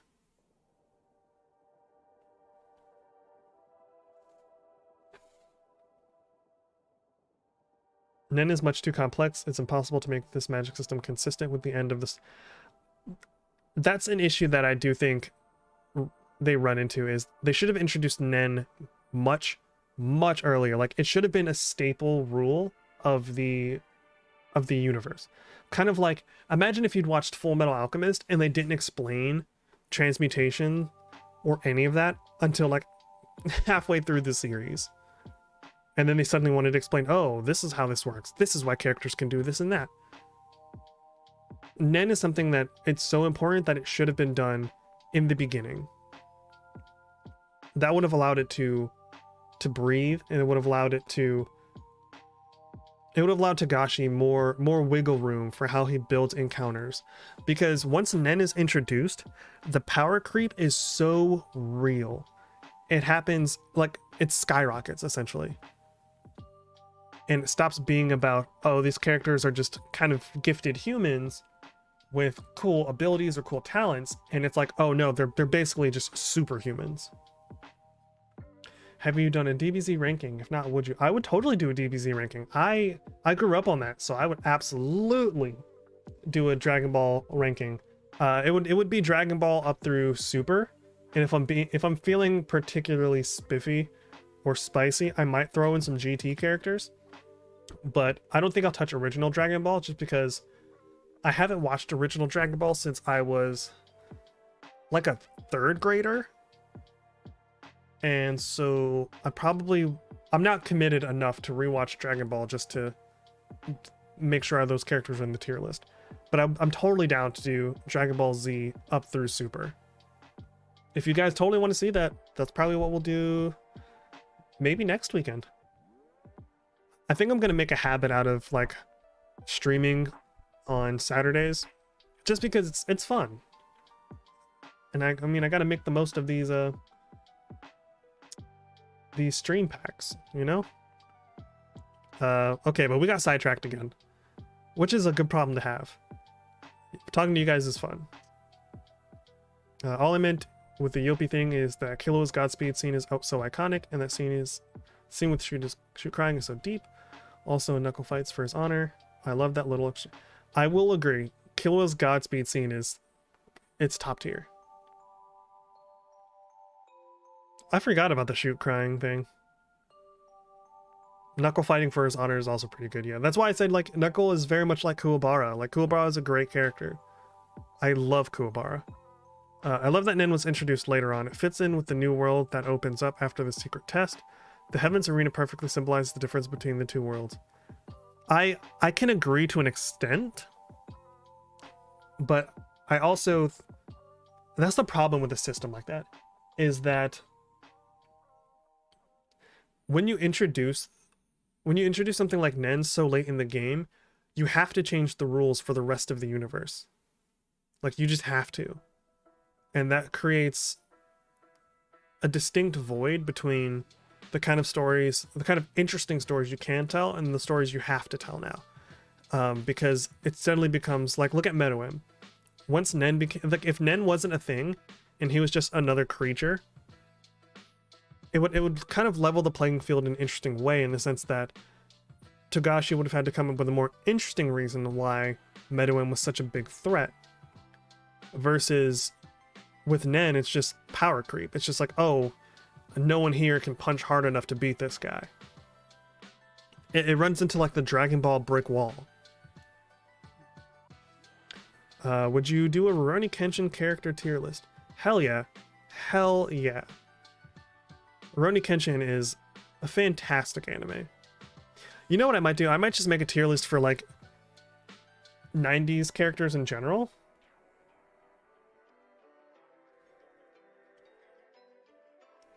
But Nen was always there, we just didn't know what it was. In a weird sense, yeah, but that's also not the best storytelling.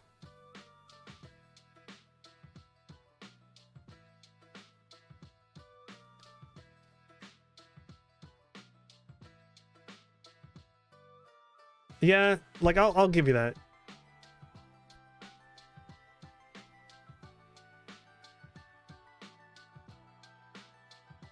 I just think, I don't know, I think Nen is something that should have been introduced earlier.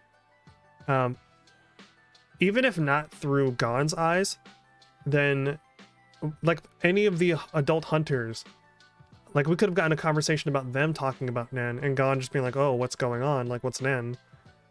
But because like there are Nen users that we know are Nen users that were in the hunter exam, but Nen like just doesn't really come up. It's like, it's not, it's a weird thing. Like, and I know I'm probably like splitting hairs here, but I'm really particular about like power systems and how those power systems change the dynamic of the story and how those power systems are explained. New sub here. I love your breakdown of the Dark Tournament and Chapter Black Sagas, and I've been meaning to watch Hunter x Hunter. Can you sell me on it real quick? If you want someone to sell you on Hunter x Hunter, I'm probably not the best person, because I don't like Hunter x Hunter nearly as much as I like Yu Yu Hakusho. Hunter x Hunter does have some redeeming qualities, but I'm definitely not the salesman you'd want, because I don't even know if I can convince myself to watch Hunter x Hunter again. Yeah, I guess I kind of dropped the ball on that one. If you do watch Hunter x Hunter, though, I highly recommend starting with the 99 version, because it's just more brutal. It's just more brutal, and it's so much more interesting, both from a character design standpoint and animation standpoint, and some of the scenarios have different dialogue, so they feel different, like the vibe's different. But if you do watch Hunter x Hunter, the best selling point is probably for the 99 version, because it only goes up to the Greed Island arc. I would say watch through that. The York Shin arc is fantastic. And then in the Revival series, the Khmer Ant arc is definitely worth watching as well. But it's a lot to get through. The characters aren't as interesting as Team Urameshi, in my opinion. But honestly, Weston, if you want a good anime to watch that's kind of in the same spirit as Yu Yu Hakusho, if you haven't already, watch Jujutsu Kaisen. It's basically Yu Yu Hakusho for a new generation, and it's incredible. I've been meaning to do a video about Jujutsu Kaisen, but I can't think of what to talk about that hasn't been talked to death. But I just might make a video about how it's kind of like a spiritual successor to Yu Yu Hakusho in its own way.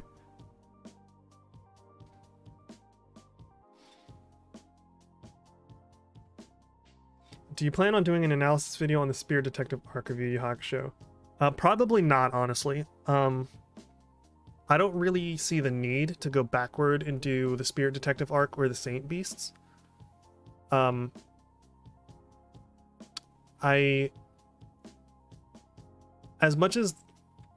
often as I talk about Yu Yu Hakusho, and as much as I love the anime, I don't think those first two arcs really need like an analysis or video essay. There is stuff that happens that's pretty pivotal to Yusuke as a character and Kuwabara as a character and Genkai,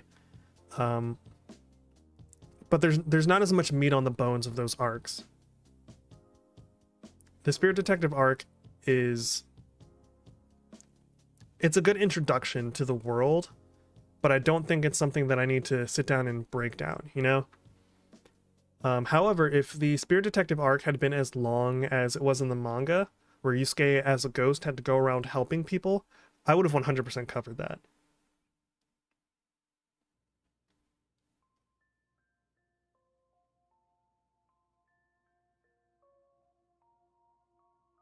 Yeah, I see, that's kind of my thing with Nen too. Like, there's no way Killua didn't know about Nen, considering who his dad and grandfather are. How about a video on the parallels between Geto and Sensui? That's actually an interesting idea. That is actually an interesting idea. That's gonna be a tough one though, because like that treads really heavily into spoiler territory for Jujutsu Kaisen, and that's something that I definitely want people to watch before getting spoiled in any way.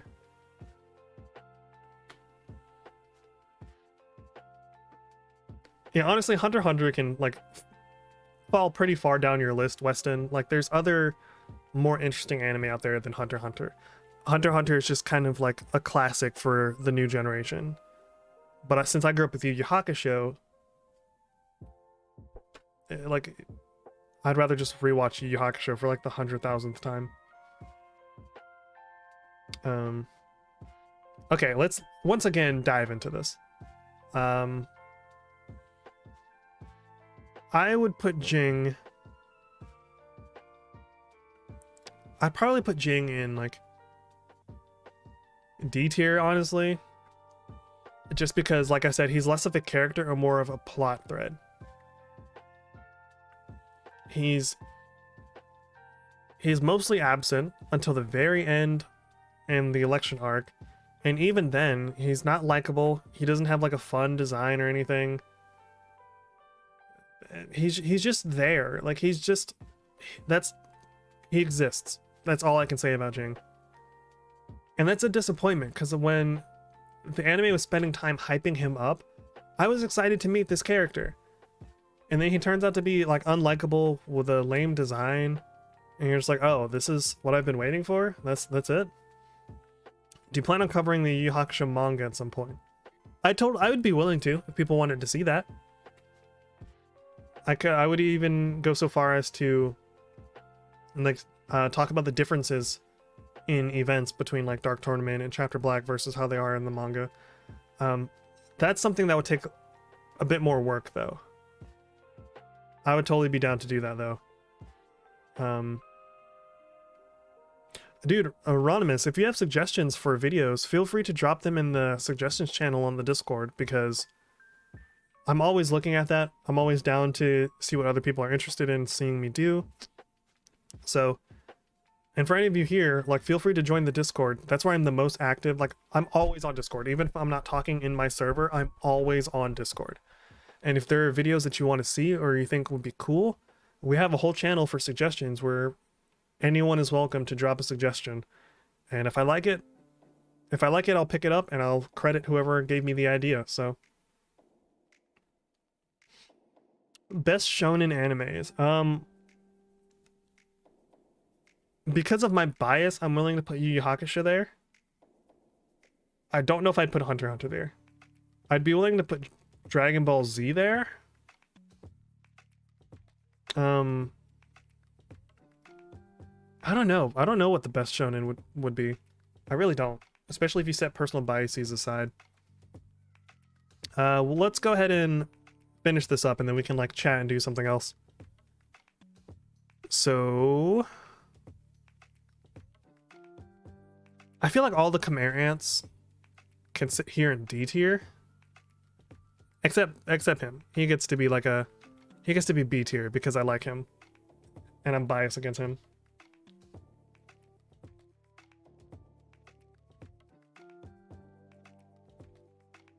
Let's see. I remember someone specifically requested the rabbit Chimera goes in the D tier, and I'm willing to agree with that.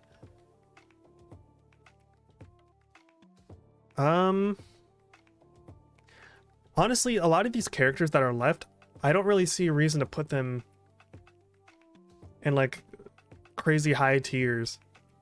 Killua's dad, I'm willing to put in like upper C tier. Just because he's, I don't know, he's kind of cool like Grandpa, but I like Grandpa more.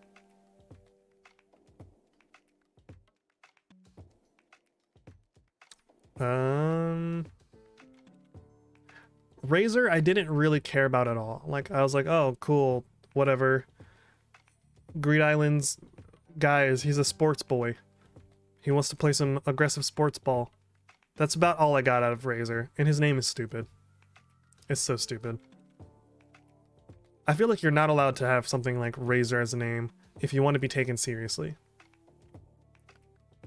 So I feel like the rest of these characters, with the exception of Killua's sister,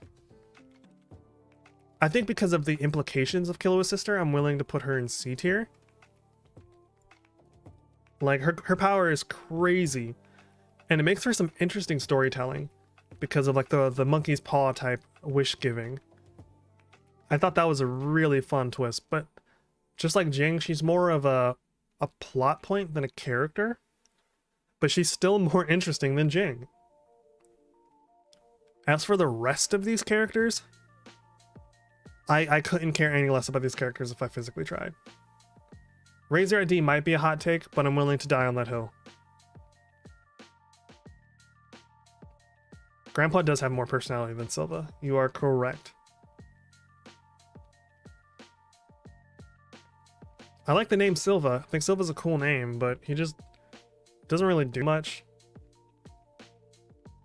Where would you guys put the rest of these characters? Starting from left to right. Starting with Pompadour. Where would you guys put them? Or honestly, I'm willing to not rate these boys at all, because I just don't care.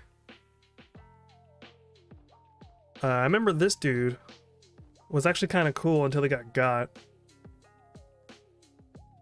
I'm willing to put this character in D tier. Just because like he was there and had a personality, but wasn't the most interesting.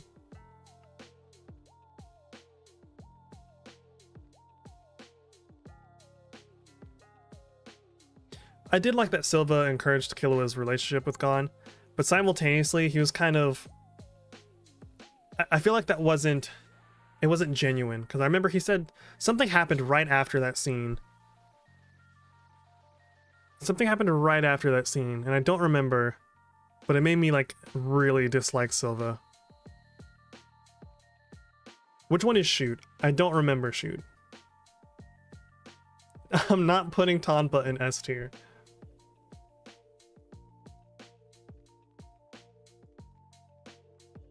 Shoot is this guy, right?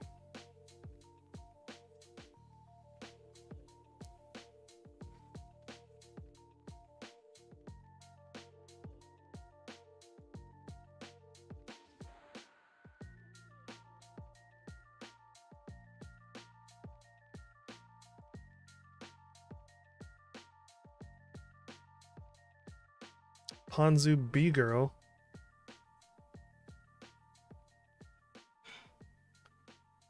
B girl is C tier? Hand guy? Okay. I didn't like Shoot nearly as much as I like Knuckle.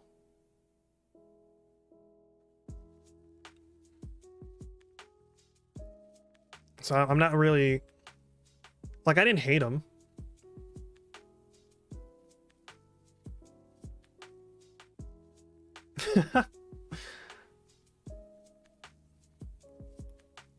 Tompa can go in Tompa tier then. I'm gonna put Shoot in.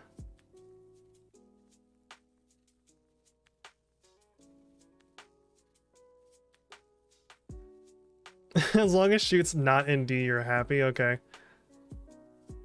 I feel like that's a reasonable request. I'll put Shoot in C tier because I have no opinion on Shoot, like none at all.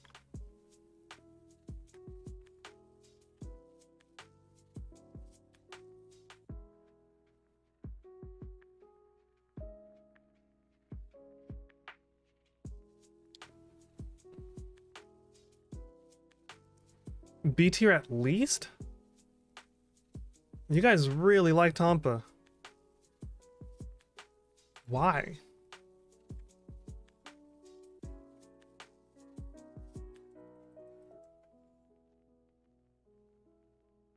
Why do you guys like Tompa so much?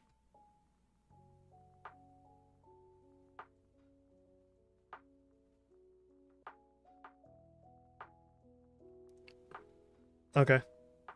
Where do you... I don't remember this character at all, so I'm gonna defer to you guys on where Ponzu goes.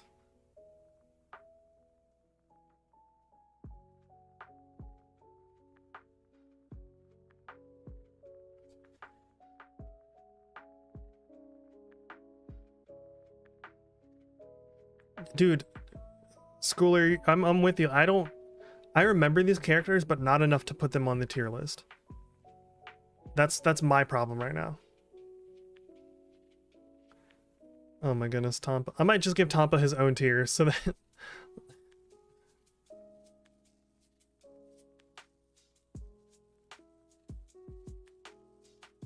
You know, I'm willing to put Tompa in C tier. I am willing to do that.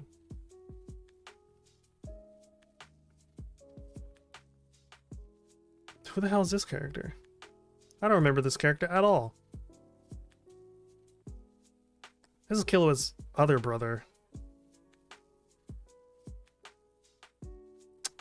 So, have you guys seen Scott Pilgrim vs. the World? He looks like a close-up of Wallace. You know what? You're actually right, Schooler.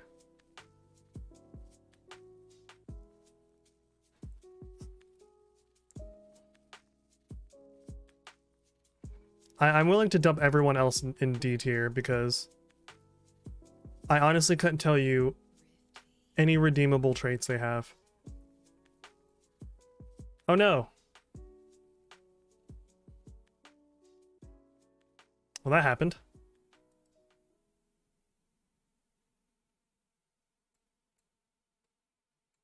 There. We're all done. D tier has by far the most characters in it.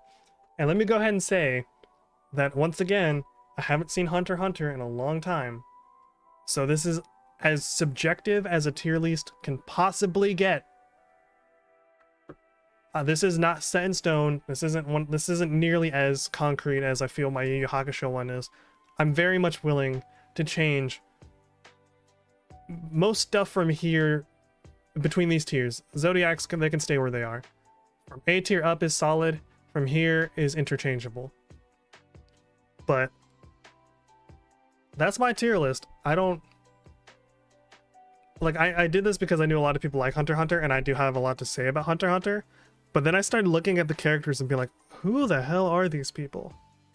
So, are there any last minute adjustments that you guys think we should do?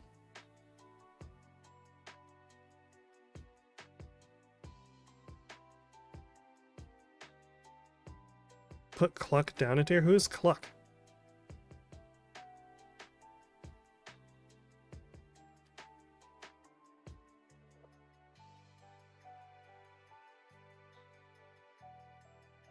Is that a bird pun?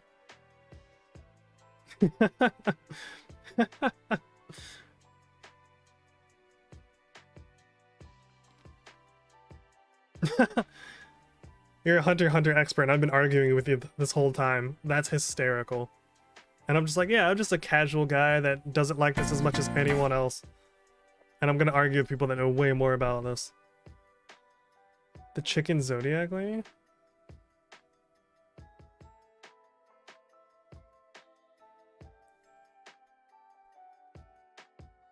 Guy with bandages in C tier because he's my favorite.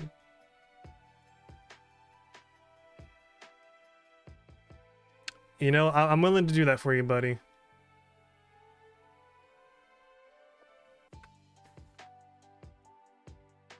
Next to the chameleon dude in D tier. Oh, this chick?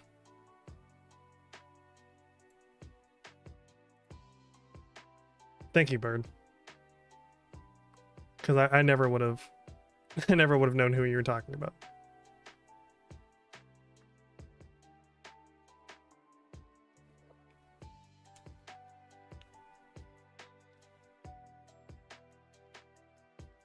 You only know the boring characters' names first. That is a weird superpower to have. I thought that was a bird pun. I thought you were like summoning your inner bird connections.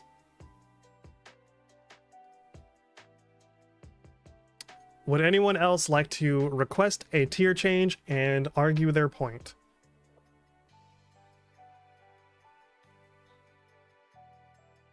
This is like partially a group collaboration here.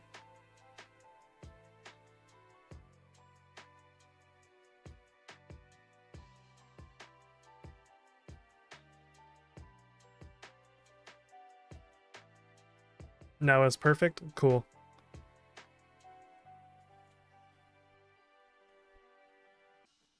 Did you guys... So are you guys familiar with Dragon Ball Z Abridged? I mean, I'd hope so, but... Did you guys know that Lanny Pitou, who voices tons of people in Deep Z Abridged, did you guys know that he did a Yu Yu Hakusho Abridged? Before Deep Z Abridged? It wasn't the best, but I remember that was like the first Abridged series I ever saw.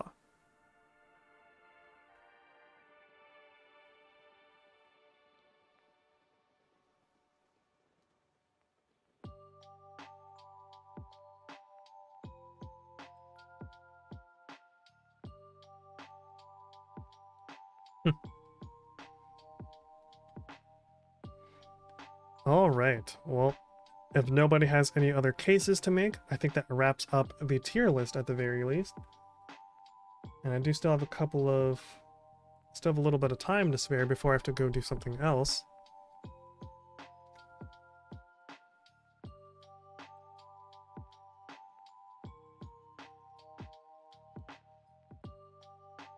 Oh, no problem, Ronimus.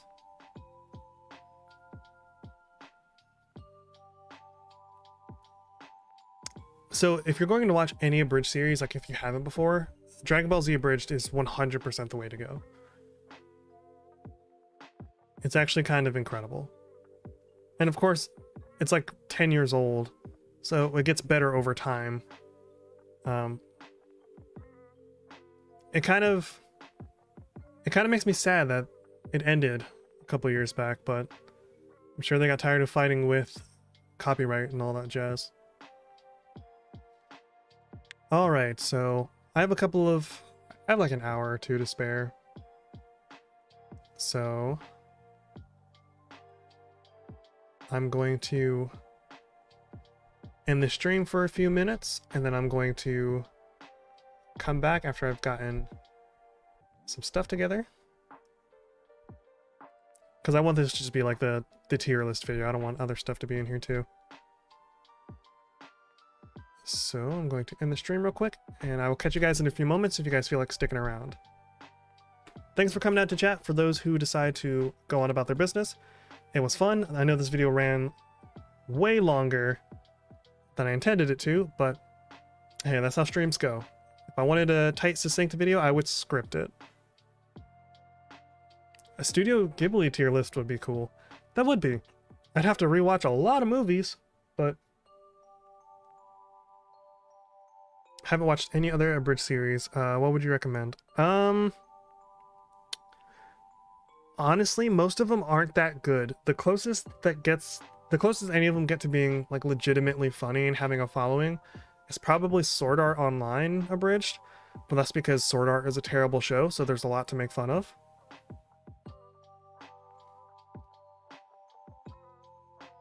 So I will catch you guys momentarily. Give me just a few.